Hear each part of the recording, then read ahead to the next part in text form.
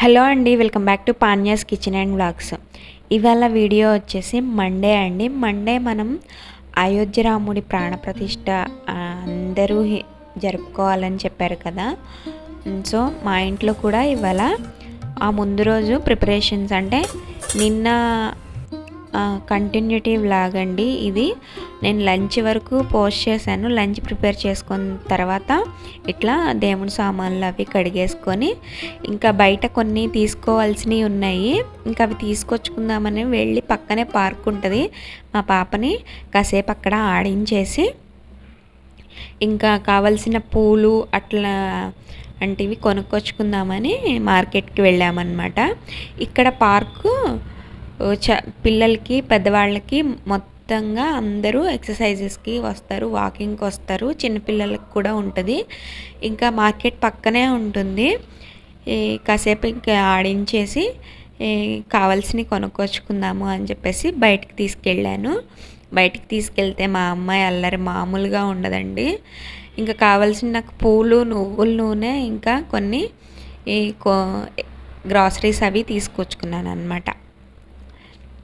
ఇంకా మొత్తం ఇవన్నీ తీసుకున్న తర్వాత ఇంకా నైట్ అన్నం తినేసి పడుకున్నాము. ఇది ఆ నెక్స్ట్ డే అంటే మండే రోజు ఇంకా పూజ కోసం ప్రిపేర్ చేసుకుంటున్నాను.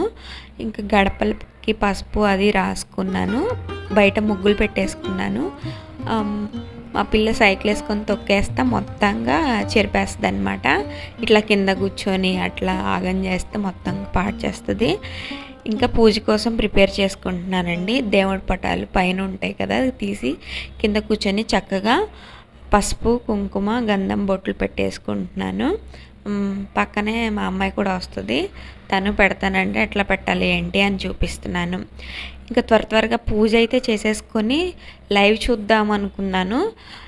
ఇక్కడ లైవ్ చూడటానికి టీవీలో చూడాలండి. పూజ వచ్చేసి పూజ గదిలో ఉంటుంది కదా.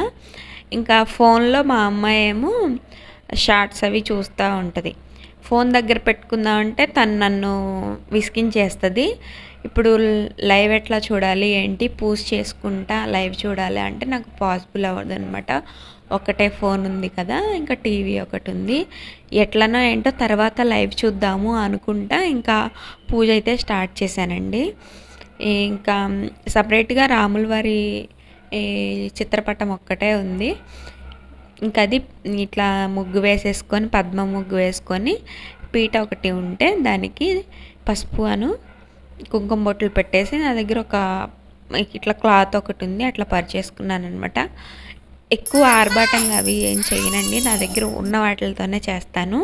ఇంకేదన్నా కావాలి నాకు, నేను ఇష్టపడ్డాను, అది నాకు కావాల్సిందే అంటే ఇంకా మా వారిని విసిగిచ్చేస్తాను అనమాట. కొనేదాకా ఊరుకోను, లేదంటే మామూలుగా నా దగ్గర ఉన్న వాటితోనే సరిపెడతాను అనమాట.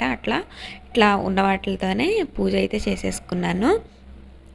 కరెక్ట్గా ఇంకా నేను లైవ్, నాకు ఫోన్ ఇవ్వదు, లైవ్ టీవీ ఇక్కడ వేరే చోట ఉంటుంది కదా, ఎట్లా అనుకున్నాను. సరే నాకేమనిపించిందంటే లైవ్ తర్వాత చూద్దాంలే, ఎట్లాగైనా వీడియోస్ యూట్యూబ్లో పెడతారు కదా ఎవరో ఒకళ్ళు అనుకున్నాను. ఇంకా నాకెందుకో అట్లా అనిపించిందండి. ఆ తర్వాత మళ్ళీ ఎందుకు 12 లోపు చేసేద్దాము, లైవ్ చూద్దామని చెప్పేసి టీవీ ముందు కూర్చున్నాను. స్వామివారి విగ్రహం చూడగానే అసలు ఎంత ఆనందంగా ఉందంటే ఒక్క క్షణం మన కన్నులు సరిపోలే, 2 కళ్ళతో చూడటానికి సరిపోలేదన్నమాట, అంత ఆనందంగా ఉంది. ఈ విగ్రహం చూడటానికి 2 కళ్ళు అయితే సరిపోలేదండి, అంత ఆనందంగా, ఇంకా చూడగానే ఎంత అద్భుతంగా అనిపించిందో అనమాట. ఇక ఈ రోజుకి ఇదే అండి ఈ వీడియో. నచ్చితే లైక్ చేయండి, సబ్స్క్రైబ్ చేసుకోండి.